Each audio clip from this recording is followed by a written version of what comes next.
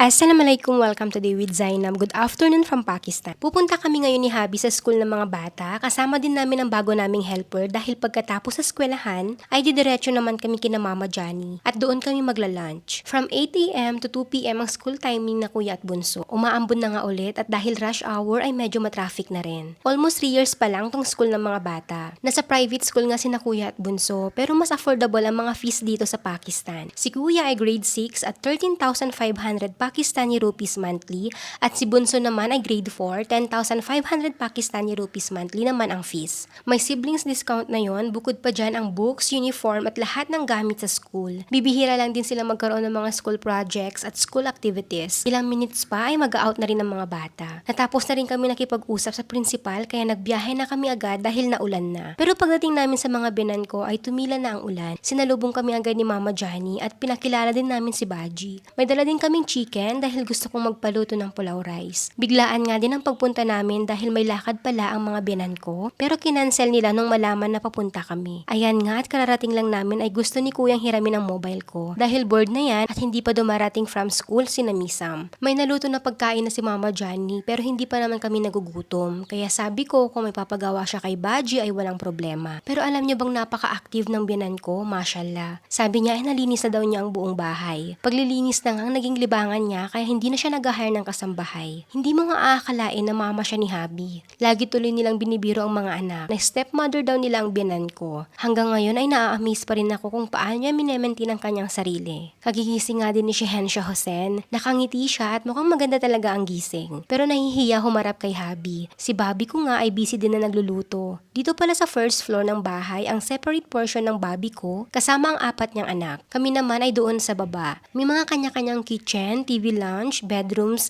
nga kami kaya may privacy bawat isa. Pero hindi na nga kami dito nakatira. Kaya naman bakante ang portion namin. Kaya ang mga biyanan at si Bobby ko lang ang nandito at kami ay madalas din namang nabisita. Maya-maya dumating na rin ang mga pinsan ni na kuya. Si Hobeli na na-miss ko agad. Madami nga daw ang mga naka-appreciate sa bagong gupit niya. Mashallah at bagay na bagay sa kanya. Mas lalong umaliwalas ang mukha ni Hobe Ali. Habang kasama ni Mama Johnny si Baji dahil pinapakita niya ang buong bahay dahil sa request na rin ni Baji ay tinuturuan din siya ni Mama Johnny kung paano ang tamang paglilinis. At sabi ko nga kay Habi na may trending ngayon sa TikTok at gusto ko nga gayahin. Pero syempre nakailang takes nga kami bago medyo may naging okay na rin. Bumaba na nga kami at sabi ni Mama Johnny ay magsisimula na siyang magluto ng pulaw rice. Sabi ko nga ay pwede niyang utusan si Baji. Pero mas gusto nga niyang siya ang magluluto at pwede namang mag-assist na lang si Baji. Dati napakadaming alagang halaman ni Mama Johnny pero ngayon ay ilan na lamang dahil nasisira din ng mga bata. May pasampagita din siya at alam niyo ba, ito din ang national flower ng Pakistan, katulad sa atin sa Pilipinas. Dito nga din yung area na madalas akong mag-vlog at mag-pictures dati. Mas maaliwalas na ngayon ang family house ni na Habi. Dahil ang dami ng tinanggal ng mga gamit si na mama, kumbaga minimalist na. Tumulong ako saglit dito sa kusina. Kunyari lang yan for the vlogs. Joke. Naghiwa naman ako pero sabi ni mama ay magpahinga na lang daw ako at saglit nga lang magluto. Si mama pala ay hindi rin mahilig sa mga masala. Salt and pepper lamang ay sapat ng pampalasa niya. Hindi rin sila mahilig sa spicy food. May nag-doorbell at pagbukas nga ay dumating na ang Najafizara from school.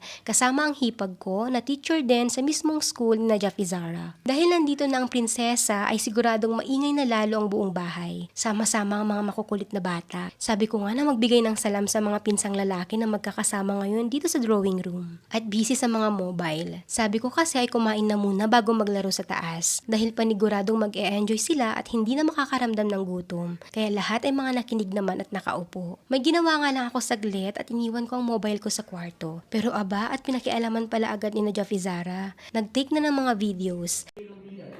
Hello, fall in the fine fall.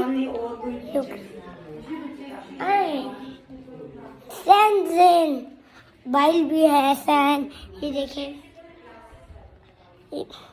ऊपर भी इतना पूरा चढ़ता है ठीक है ऊपर भी इतना ज़्यादा छोटा है ऊपर मेरे भाई भी पढ़ते होते हैं और ये देखिए सीढ़ियाँ ऊपर चलते ये सीढ़ियाँ और मैं जो फिजारा मेरा नाम है नजरा बतूल ये देखिए इसलिए पूछ गई मैं ये देखिए ठीक है ओके मैं अपने भाई की पिक्चर आपके साथ बनाती हूँ ये देखें शानशाह ये देखिए जी मेरे भाई ये Najaf Izara?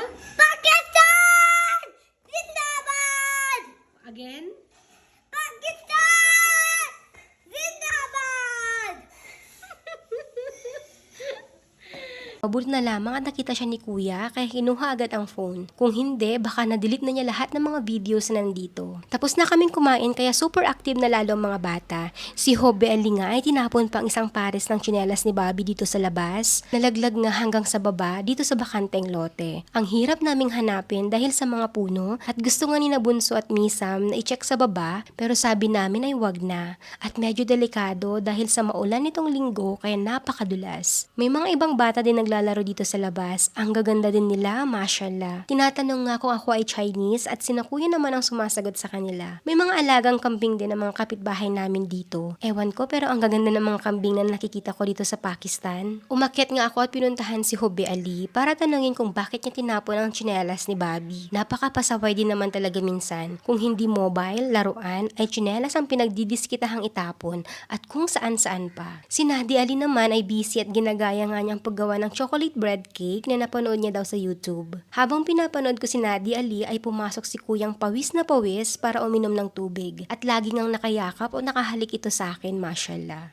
Ang mga bata ay nagbabatuhan ng tsinelas. Sabi ko nga ay tumigil at maglaro ng iba. Baka may bato na naman ang hindi sinasadya ang mga tsinelas na hawak nila. Ayan nga at nagtatago sila paunti-unti dahil pinapanood ko sila. Bigla ngang umambon kaya sabi ko bumaba na kami kina Mama Johnny kasama na rin si Najaf Izara. At magpa-practice nga daw siya para sa Pakistan Defense Day dahil may event sila sa school. Ang role nga niya ay isang army. Nagrenta na nga lang ng army uniform ang hipag ko. Excited nga ang Najaf Izara na sukatin para may pakita daw niya sa amin. Talaga naman. Habang pinapasuot nga ay napakaaligaga, sobrang likot. At gusto niya ay tanggalin pa ang ponytail niya at suklayin daw ng maayos ang buhok bago isuot ang army cap. Pinapractice nga ng hipag ko ang speech niya. Ilang lines pa lamang ang memorize ni Najaf Izara pero tuwang-tuwa na ako, mashallah. Can I go to the border? Why you want to go to border? There's India. बोलो ना, can I go to the border? There is a battle. Can I go to the border? There's a battle. There's a battle.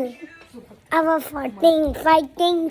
Sabi nga namin na ayusin niya pati ang pagsasalute pero tinatawanan lamang kami. Ilang oras pa kami nag-stay sa mga binan ko at nung hindi na umaambon ay nagpaalam na rin kaming umuwi. Hanggang sa muli, Allah Hafiz!